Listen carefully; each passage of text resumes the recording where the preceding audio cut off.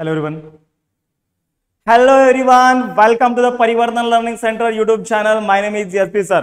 विद्यार्थी मित्रांनो, आपण 11 सायन्सचा फिजिक्सचा पहिला चॅप्टर चालू केलेला आहे ज्याचं नाव आहे युनिट्स अँड मेजरमेंट. तर याच्यामध्ये मागील लेक्चर मध्ये आपण डायमेन्शन्स एखाद्या फिजिकल क्वांटिटीचे कसे फाइंड आउट करायचे हे आपण बघितलं होतं. सर्वांना व्हिडिओ कळलेला आहे. चॅनलवर जर नवीन असाल तर चॅनलला नक्की सबस्क्राइब करा, व्हिडिओला लाईक करा आणि कमेंट्स मध्ये सांगा की तुम्हाला हा व्हिडिओ कसा वाटला. ओके, तर uses of the dimensional analysis आज आपण या लेक्चर मध्ये बघणार आहोत. तर विद्यार्थी मित्रांनो बघा, डायमेन्शन्स आपण बघितले, तर आता डायमेन्शन अनालिसिस आपल्याला करायचंय, म्हणजे डायमेन्शनचे आपल्याला युजेस बघायचे, कुठं कुठं डायमेन्शनचा वापर आपल्याला करता येते. बरोबर आहे. तर याच्यामधलं जे पहिला यूज आहे, first application of the dimensional analysis म्हणा किंवा first use of the dimensional analysis म्हणा, to check the correctness of the physical equation. Okay, to check the correctness of the physical equation म्हणजे एखादा इक्वेशन, एखादा formula correct आहे का नाही हे आपण चेक करू शकतो bye using the dimensional analysis और बाय युजिंग द डायमेन्शन्स. म्हणजे काय, डायमेन्शनचा वापर करून एखादा फॉर्म्युला करेक्ट आहे का नाही ते आपण चेक करू शकतो. विद्यार्थी मित्रांनो, न्यूटन बाबांनी आपल्याला 3 इक्वेशन ऑफ मोशन दिले. बरोबर आहे. आणि 3 इक्वेशन ऑफ मोशन दिले. ओके, 3 इक्वेशन ऑफ मोशन कोणकोणते? 3 इक्वेशन ऑफ मोशन v बरोबर u plus at, first equation of motion. Second equation s बरोबर ut plus half of at square. नववीला आपण बघितलेला आहे. जरी समजा सर नववीला बघितलेला आहे, इथं काल काय खाली आम्हाला ते लक्षात राहत नाही म्हणा, तुम्ही तर नववीची गोष्ट करायला म्हणा, काही टेन्शन घेऊ नका विद्यार्थी मित्रांनो. जब एसपी सर आपके साथ है तो फिर डरने की क्या बात है. तर या ठिकाणी मी सांगत आहे इक्वेशन लगेच लिहून घ्यायचं, लक्षात ठेवायचे. तुम्हाला येता 12वी पर्यंत हे न्यूटन बाबाचे 3 इक्वेशन तुम्हाला कामाला येणार आहेत. बरोबर आहे. ओके, सेकंड इक्वेशन काय, s बरोबर ut plus half of at square. आणि थर्ड इक्वेशन v स्क्वेअर बरोबर u square plus twice as. बरोबर आहे. आता विद्यार्थी मित्रांनो बघा, आपल्या बाबाने जे आपल्याला 3 इक्वेशन सांगितले, हे इक्वेशन करेक्ट आहेत का हे आपल्याला आता चेक करायचंय. बरोबर आहे. म्हणजे आपल्या बाबाचं म्हणणं बरोबर आहे का, v बरोबर u प्लस at हे इक्वेशन बरोबर आहे का, s बरोबर ut plus half of at square ये इक्वेशन सही है क्या, और v square equal to u square plus 2as ये इक्वेशन सही है क्या, ये हमें क्या करना है, चेक करना है. तो चलो चेक करते हैं. सबसे पहले हम फर्स्ट इक्वेशन चेक करते हैं, v equal to u plus at. तो चलिए शुरू करते हैं. चला बघा विद्यार्थी मित्रांनो, फर्स्ट इक्वेशन ऑफ मोशन आपण या ठिकाणी चेक करूया. फर्स्ट इक्वेशन ऑफ मोशन, यालाच आपण Newton's first equation of motion म्हणतो. काय इक्वेशन आहे मित्रांनो, v बरोबर u प्लस at हे इक्वेशन चेक करूया करेक्ट आहे का. बरोबर आहे. चला ठीक आहे. कसं चेक करणार मित्रांनो, कसं चेक करणार करेक्ट आहे का. बघा, जर LHS ला वेलोसिटी आहे, जर LHS चं डायमेन्शन इक्वल टू RHS चं डायमेन्शन असेल, म्हणजे लेफ्ट हँड साइडचं dimension equal to right hand साइडचं डायमेन्शन आलं, तर आपल्याला म्हणता येतं की हे इक्वेशन डायमेन्शनली करेक्ट आहे, म्हणजे हे इक्वेशन करेक्ट आहे. बरोबर आहे. ओके, अशा पद्धतीने आपण चेक करू शकतो. ओके, आता सगळ्यात पहिल्यांदा आपण LHS चं डायमेन्शन चेक करूया. ओके, चला बघा, लक्ष द्या सर्वांनी इकडं. Dimensions of LHS, dimensions of LHS चं डायमेन्शन आपण चेक करूया. वेलोसिटीचं डायमेन्शन सांगा. वेलोसिटीचं डायमेन्शन सर्वांना माहित आहे, LMT. हा, वेलोसिटीचं dimension metre per second, metre per second म्हणजे L1 m0 t raised to -1, L1 m0 t raised to -1. यालाच विद्यार्थी मित्रांनो पुस्तकामध्ये असलेले बघा L1 t raised to -1 तरी बी चालेल, कारण की मास नाहीये, मास नाही म्हणजे m0 आहे. m0 लिहिलं तरी चालेल किंवा नाही लिहिलं तरी चालेल, असं बी लिहू शकता, असं लिहू शकता. बरोबर आहे. ओके, चला ठीक आहे. तर डायमेन्शन ऑफ LHS आपण लिहिलं. विद्यार्थी मित्रांनो इक्वेशन नंबर फर्स्ट नाव द्या. त्याच्यानंतर आता डायमेन्शन ऑफ RHS आपण फाइंड आउट करूया. चला ठीक आहे. तर बघा, डायमेन्शन ऑफ RHS जर फाइंड आउट करायचं असेल तर सगळ्यात पहिल्यांदा u चं डायमेन्शन फाइंड आउट करा आणि at चं डायमेन्शन फाइंड आउट करा. तर u बरोबर काय येणार आहे मित्रांनो, u बरोबर, u म्हणजे काय असतं, इनिशियल वेलोसिटी. मग वेलोसिटी कोणती बी असू द्या, हो का, v म्हणजे फायनल वेलोसिटी, u म्हणजे इनिशियल वेलोसिटी. न्यूटन बाबाच्या पहिल्या नियमामध्ये आपण बघितलं होतं, न्यूटन बाबाच्या पहिल्या नियमाच्या इक्वेशन मध्ये आपण बघितलं होतं, first equation of motion v बरोबर u प्लस at. v काय असतं, फायनल वेलोसिटी, u काय असतं, इनिशियल वेलोसिटी सर, a काय असतं, ऍक्सेलरेशन सर, आणि t काय असतं, टाइम असतो सर. ओके, चला ठीक आहे. तर आता विद्यार्थी मित्रांनो बघा, v म्हणजे इनिशियल वेलोसिटी. मग वेलोसिटी कोणती बी असू द्या, इनिशियल वेलोसिटी असू द्या, फायनल वेलोसिटी असू द्या, क्रिटिकल वेलोसिटी असू द्या किंवा टर्मिनल वेलोसिटी असू द्या, तर वेलोसिटीचं डायमेन्शन सेमच असतं. बरोबर आहे. मग याचं डायमेन्शन काय येणार आहे, L1 m0 t raised to -1. त्याच्यानंतर at चं डायमेन्शन फाइंड आउट करू, a into t. ए म्हणजे ऍक्सेलरेशन, ऍक्सेलरेशनचं डायमेन्शन काय, काल आपण बघितलं L1 m0 t⁻⁻², metre per second square. Okay, हे डायमेन्शन आहे, लक्षात ठेवा, काल आपण बघितलंय. ओके, टाइमचं डायमेन्शन t1 आहे.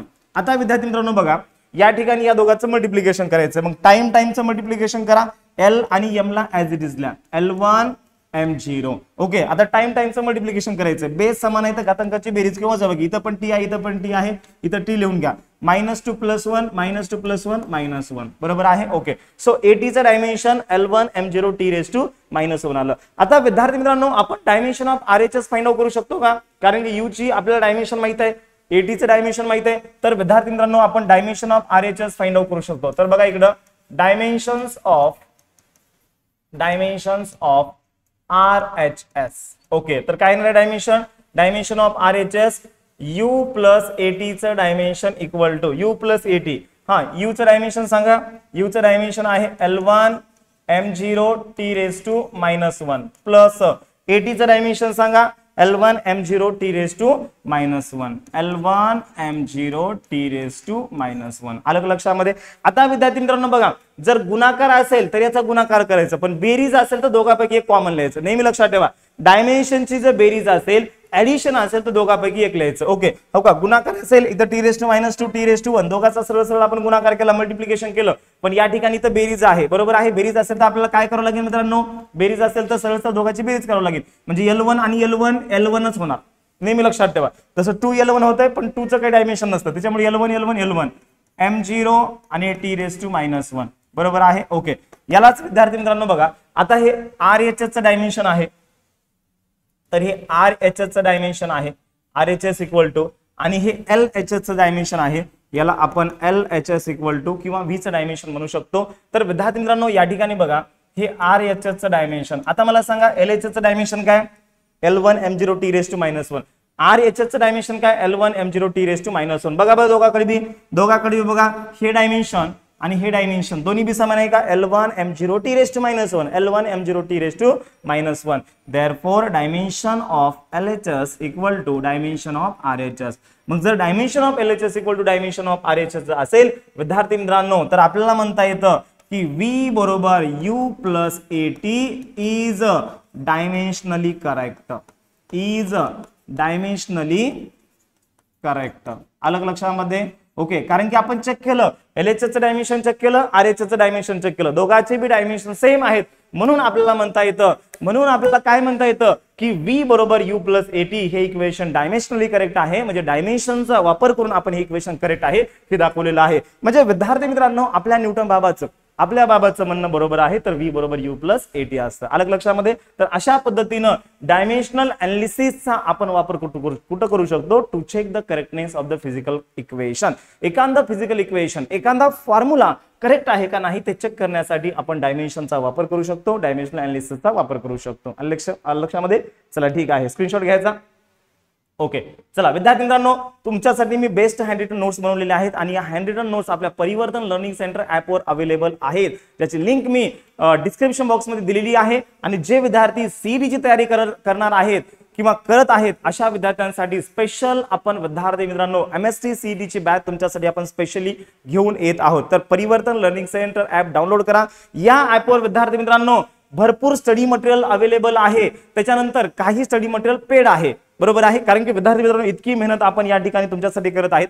त्याच्यामुळं मेंटेनन्सची कॉस्ट आहे, लाईट बिल आहे, हॉल भाडा आहे, पाणी बिल आहे, आणि त्याच्यानंतर भरपूर सारा स्टाफ आहे, टीम आहे. ओके, मग यांना पेमेंट करावं लागतं. त्याच्यामुळं कमीत कमी कॉस्टिंग मध्ये आपण स्टडी मटेरियल अवेलेबल केलेलं आहे. हा, काही स्टडी मटेरियल फ्री मध्ये आहे. युट्यूबला तर मी तुम्हाला सगळं फ्री मध्ये शिकवत आहे, बरोबर आहे. ओके, मग काही स्टडी मटेरियलची थोडीफार कॉस्ट आहे, ती तुम्ही कॉस्ट पे करा आणि नक्कीच त्या ठिकाणी तुम्हाला एकदम बेस्ट हँड रिटन नोट्स तुम्हाला भेटून जातील. आणि MST CET ची बॅच विद्यार्थी मित्रांनो लवकरच आपली चालू होणार आहे. ओके, बघा एकदम डिटेल मध्ये तुमच्यासाठी विद्यार्थी मित्रांनो आपण या ठिकाणी सगळ्या गोष्टी प्रोव्हाइड करत आहोत, बरोबर आहे. त्याच्यामुळे जास्तीत जास्त सपोर्ट करत राहा. आलं लक्षामध्ये. कारण तुम्हाला माहिती आहे की फिजिक्स अवघड आहे आणि मी तुमचा कोण आहे? जस्ट ॲज अ फ्रेंड आहे, जस्ट ॲज अ तुमचा हेल्पर म्हणू शकता. कारण की तुम्हाला मी अभ्यासामध्ये मी मदत करत आहे. आलं लक्षामध्ये. ओके, चला ठीक आहे मित्रांनो, स्क्रीनशॉट घ्यायचा वाटलं तर.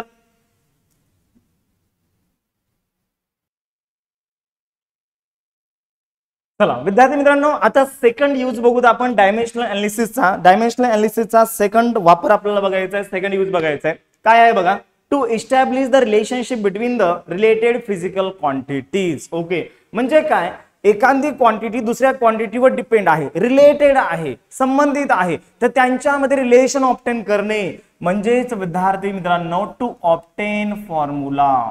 टू ऑब्टेन फॉर्म्युला, फॉर्म्युला बनवणे. डायमेन्शनल अनालिसिसचा वापर करून विद्यार्थी मित्रांनो आपल्याला फॉर्म्युला बनवता येतो. येस, हे सेकंड वापर आहे. This is the second use of the dimensional analysis. हा दुसरा वापर आहे. पहिला यूज आपण काय बघितला, yes, to check the correctness of physical equation. एखादा फिजिकल इक्वेशन करेक्ट आहे का नाही ते आपण चेक केलं by using the dimensional analysis. दुसरा यूज आपण काय बघत आहोत, to establish the relationship between the related physical quantities. म्हणजे काय, त्यालाच आपण टू ऑब्टेन द फॉर्म्युला म्हणू शकतो. फॉर्म्युला ऑब्टेन करण्यासाठी आपण डायमेन्शनल अनालिसिसचा वापर करतो. विद्यार्थी मित्रांनो, आपण तुमच्यासाठी आपल्या परिवर्तन लर्निंग सेंटर या युट्यूब चॅनलवर डेली लेक्चर सिरीज चालू केलेली आहे, स्पेशली महाराष्ट्र बोर्ड मधल्या 11वीच्या विद्यार्थ्यांसाठी. ओके, आणि याचा टायमिंग आहे विद्यार्थी मित्रांनो सकाळी 8 ते 9. तुम्हाला डेली सकाळी 8 ते 9 एक व्हिडिओ भेटेल. फिजिक्सचा असेल किंवा मॅथचा असेल. सध्याला आपला फिजिक्सचा चॅप्टर चालू आहे, बरोबर आहे. सध्याला फिजिक्सचे व्हिडिओ येतील 8 ते 9 या टाइम मध्ये. हा चॅप्टर झाला की आपण मॅथची सिरीज चालू करूता, मॅथचा पुढचा चॅप्टर घेऊता. तर दररोजचं डेली 8 ते 9 या वेळेमध्ये परिवर्तन लर्निंग सेंटर युट्यूब चॅनलला यायचं. परिवर्तन लर्निंग सेंटर युट्यूब चॅनलला यायचं विद्यार्थी मित्रांनो. आणि यस, 8 ते 9 या वेळेमध्ये फ्री लेक्चर आहेत, ते तुम्ही बघत चला, बरोबर आहे. या लेक्चर मध्ये विद्यार्थी मित्रांनो, या लेक्चरमुळे तुमचे कन्सेप्ट क्लिअर होतील, ही गॅरंटी देतो मी. ओके, आणि त्याच्यानंतर नक्कीच तुमचा बोर्डचा 12वी बोर्डचा स्कोर वाढेल. ओके, आणि 11वी मध्ये देखील तुम्हाला खूप छान पद्धतीने मार्क पडतील. आलं लक्षामध्ये. आणि जे विद्यार्थी MST CET एस्पिरंट आहेत अशा विद्यार्थ्यांनी कमेंट्स मध्ये सांगा मला, तुमच्यासाठी आपण कुछ तो हम नया लाने वाले हैं, कुछ तो नया करने वाले हैं, मजा आ जाएगा. ओके, आपके लिए हम स्पेशली MST CET की बैच लाने वाले हैं दोस्तों, सिर्फ आपके लिए, फक्त तुमच्यासाठी. ओके, आलं लक्षामध्ये. आणि MST CET असेल त्याच्यामध्ये आपण जेईचा बी बऱ्यापैकी पोर्शन कव्हर अप करूया. ओके, एनडीचा बी पोर्शन कव्हर अप करूया. आणि त्याच्यानंतर MST CET चे 2 ग्रुप आहेत, एक आहे PCM ग्रुप आणि दुसरा आहे PCB ग्रुप. आलं लक्षामध्ये. दोन्ही ग्रुप मध्ये आपण या ठिकाणी तुमच्यासाठी बॅच घेणार आहोत आणि मिनिमम कॉस्ट मध्ये आपण घेणार आहोत. कारण की विद्यार्थी मित्रांनो बघा, फुकटच्या गोष्टीची आपल्याला किंमत नसते. तुम्हाला सांगू का, सगळं नॉलेज युट्यूबला अवेलेबल आहे, सगळं नॉलेज गुगलला अवेलेबल आहे, बरोबर आहे. पण तरी पण सगळं नॉलेज तुम्हाला आहे का, नाही, कारण की ते फुकट आहे, त्याच्यामुळे आपल्याला किंमत नसते. आणि दुसरी महत्त्वाची एक गोष्ट म्हणजे विद्यार्थी मित्रांनो, की तुमच्या आयुष्यामध्ये 11वी आणि 12वी एकदाच येत असते. आलं लक्षामध्ये. आता आम्हाला भरपूर साऱ्या बॅचेस प्रत्येक वर्षी आम्ही पास आउट करत असतो, बरोबर आहे. त्यांचा चांगला रिझल्ट आपण आणत असतो. पण 12वी ही तुमच्यासाठी एकदाच येत असते, 11वी तुमच्यासाठी एकदाच येत असते आणि MST सिरीज तुमच्यासाठी एकदाच येत असते, बरोबर आहे. ओके, त्याच्यामुळं वेळ वाया न घालवता, बरोबर आहे, एक तुम्हाला एक अशी बॅच पाहिजे ज्या बॅच मध्ये स्टार्टिंग पासून ते शेवटपर्यंत सगळा सिलेबस कव्हर अप असेल, लाईव्ह लेक्चर असतील. इन केस जर समजा काही डाऊट असेल तर डाऊट तुम्हाला विचारता येईल, डाऊट तुमचे क्लिअर करता येतील, बरोबर आहे. तर या गोष्टी विद्यार्थी मित्रांनो आपण या बॅच मध्ये कव्हर अप करणार आहे, बरोबर आहे. म्हणजे या बॅचचा तुम्हाला फायदा काय होणार आहे की स्टेप बाय स्टेप तुम्हाला सगळं गायडन्स भेटणार आहे. पहिल्या चॅप्टरचे सगळे टॉपिक, दुसऱ्या चॅप्टरचे टॉपिक, त्याच्यावर MCQ, टॉपिक वाईज MCQ घेऊत आपण, PYQ चे MCQ घेऊता. 2021, 2022, 2023, 24, 25 सगळे MCQ आपण कव्हर अप करू. त्याच्यामध्ये PYQ प्रिव्हियस इयर क्वेश्चन्स आपण MST सीरीजचे कव्हर अप करूया, बरोबर आहे. जेणेकरून तुमचा जो MST सीरीजचा स्कोर असेल, जेईचा स्कोर असेल, NDAचा स्कोर असेल, जो स्कोर असेल विद्यार्थी मित्रांनो तो चांगला येईल, बरोबर आहे. चला ठीक आहे, एकदम आपल्या सोप्या भाषेमध्ये आपण तुम्हाला शिकवत आहोत, बरोबर आहे. ओके, आम्ही आमच्या पद्धतीने विद्यार्थी मित्रांनो प्रयत्न करत आहोत. तर आमची जर मेहनत तुम्हाला आवडत असेल तर सपोर्ट करत राहा. जास्तीत जास्त आपलं जे चॅनल आहे विद्यार्थी मित्रांनो तुमच्या फ्रेंड सर्कलमध्ये शेअर करत राहा. कारण की तुमच्या सपोर्टमुळेच आम्ही पुढे जाणार आहोत. तुमच्या सपोर्ट शिवाय आम्ही काहीच नाहीत. आलं लक्षामध्ये. ओके, तुमच्यासाठी एवढी मेहनत घेत आहेत तर मला वाटतं माझे विद्यार्थी सपोर्ट केल्याशिवाय मला राहणार नाहीत. आलं लक्षामध्ये. जास्तीत जास्त व्हिडिओ शेअर करतील, व्हिडिओला लाईक करतील, कॉमेंट्स करतील, हा माझा विश्वास आहे. ओके, चला ठीक आहे. तर बघा आता आपण काय करणार आहेत की फॉर्म्युला ऑब्टेन करणार आहेत by using the dimensional analysis. Okay, तर याच्यामध्ये पहिला फॉर्म्युला आपण कोणता बनवत बघा, the time period capital T. Time पिरियडला कॅपिटल टी ने इंडिकेट करायचं. विद्यार्थी मित्रांनो हा टाइम पिरियड कुणावर डिपेंड असतो, हा time period, the time period of oscillation of the simple pendulum depends on, कुणावर डिपेंड आहे, लेंथवर डिपेंड आहे आणि ऍक्सेलरेशन ड्यू टू ग्रॅव्हिटीवर डिपेंड आहे.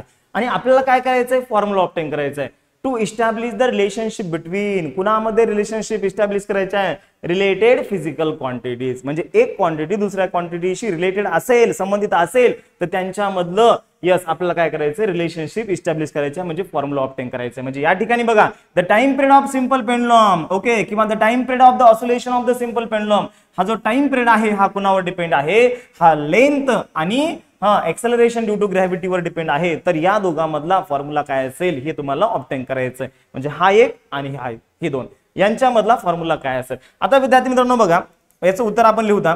तुम्हाला माहिती आहे या ठिकाणी काय सांगितलंय त्यांनी, एक मिनिट जस्ट, हा टाइम पिरियड हा कुणावर डिपेंड आहे, म्हणजे time period proportional to the length आहे, time period proportional to the length आहे and time period proportional to the acceleration due to gravity. याचा अर्थ काय, टाइम पिरियड हा लेंथवर डिपेंड आहे आणि टाइम पिरियड हा एक्सेलरेशन ड्यू टू ग्रॅव्हिटीवर डिपेंड आहे. पण लेंथच्या कितव्या पॉवरवर डिपेंड आपल्याला सांगितलंय का, नाही. म्हणजे लेंथचा पॉवर ए घ्या आणि जी चा पॉवर बी घ्या, बरोबर आहे. ए आणि बी हे आपण कॉन्स्टंट घेतले, कारण की टाइम पिरियड हा याच्या लेंथच्या कितव्या पॉवर डिपेंड आहे, एल चा स्क्वेअर आहे का रूट एल आहे, बरोबर आहे, हे आपल्याला माहित नाही, का 1/L आहे हे आपल्याला माहित नाही. ओके, त्याच्यामुळे एल चा पॉवर आपण ए घेतला आणि जी चा पॉवर आपण बी घेतला. आता time period proportional to L raise to A आहे आणि time period proportional to G raise to B आहे. तर कंबाईन मध्ये मला time period proportional to L raise to A into G raise to B असं घेता येते. लक्षामध्ये, कारण की T proportional to L raise to A आहे, T proportional to G raise to B आहे, तर कंबाईन मध्ये T proportional to L raise to A into G raise to B आपल्याला असं घेता येते.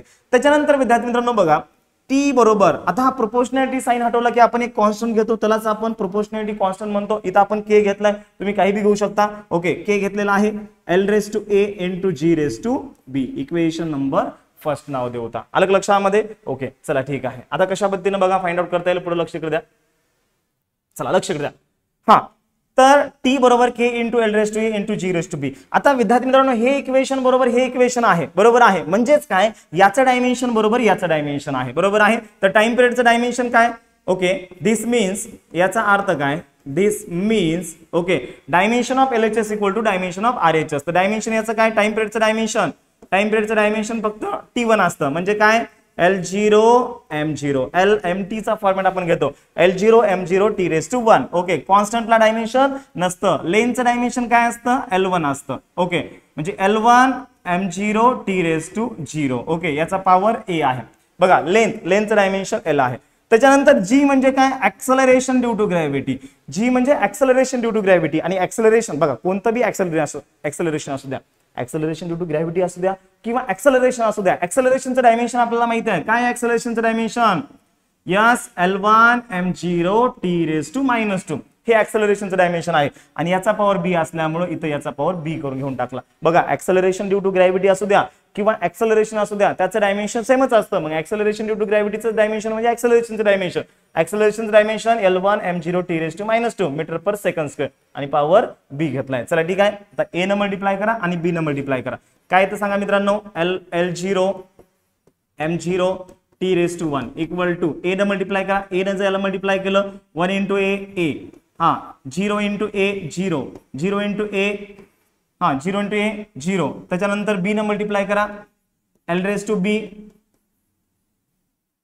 बी M0 आणि टी रेस टू -2b. काय केलं, पहिल्यांदा ए न मध्ये मल्टिप्लाय केलं आणि बी न मध्ये मल्टिप्लाय केलं. त्याच्यानंतर विद्यार्थी मित्रांनो आता काय येणार आहे बघा, आता काय करा, L ला सोबत घ्या, M ला सोबत घ्या, T ला सोबत घ्या. आता L ला जर आपण सोबत घेतलं तर L चा बघा बेस समान आहे, बेस समान घेतला तर घातांकाची बेरीज किंवा वजाबाकी. तर L चा पॉवर A आहे, L चा पॉवर B आहे, बेस समान आहे तर घातांकाची बेरीज करा, तर A प्लस B येणार आहे. M0 तर M0 चालू.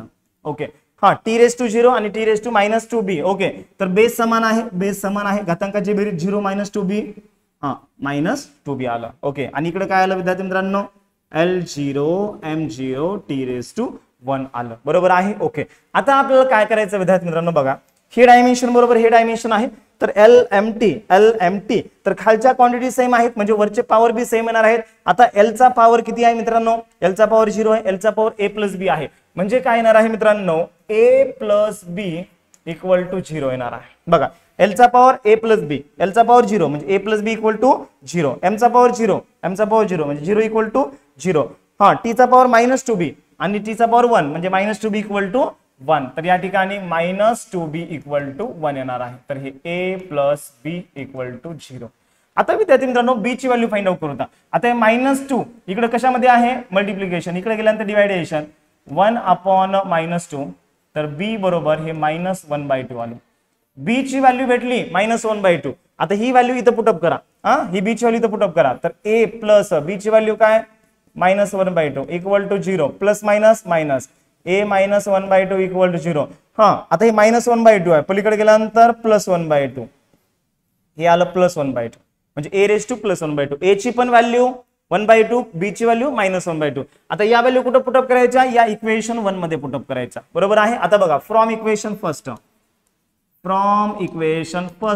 काही नाही हो का, a आणि b च्या व्हॅल्यू फाइंड आउट केल्यात. मग a आणि b च्या व्हॅल्यू इक्वेशन फर्स्ट मध्ये पुटअप करा, म्हणजे a आणि b च्या जागी पुटअप करा. तर t बरोबर काय येणार आहे मित्रांनो, t बरोबर k into l raise to a आहे. तर a ची व्हॅल्यू काय 1/2, a ची व्हॅल्यू 1/2.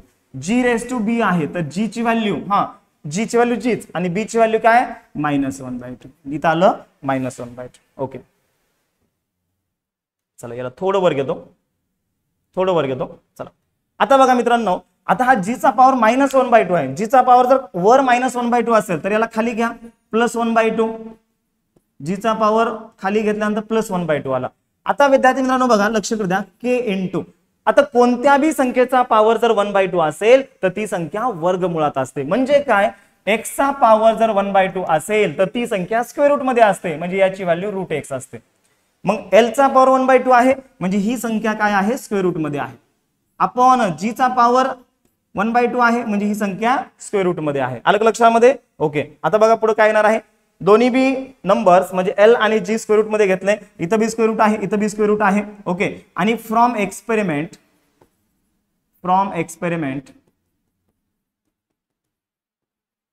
k ची व्हॅल्यू आपण फाइंड आउट केली. विद्यार्थी मित्रांनो सरळ लक्षात ठेवा, k ची व्हॅल्यू फाइंड आउट केल्या, एक्सपेरिमेंट केला, फाइंड आउट केलेली आहे आपण. बरोबर आहे. ते काय एक्सपेरिमेंट केला काही नाही, आपल्या सिलेबसला नाही, ते तुम्हाला बीएससी ला इंजिनिअरिंगला आहे. बरोबर आहे. तर k ची व्हॅल्यू एक्सपेरिमेंटली फाइंड आउट केली, ती 2π आली. ओके आणि या ठिकाणी इथं रूट आहे तर कंबाईन मध्ये रूट जर केलं तर विद्यार्थी मित्रांनो फॉर्म्युला काय येणार आहे बघा, फॉर्म्युला येणार आहे t बरोबर k ची व्हॅल्यू 2π आणि कंबाईन मध्ये रूट जर केलं, कंबाईन मध्ये रूट l/g.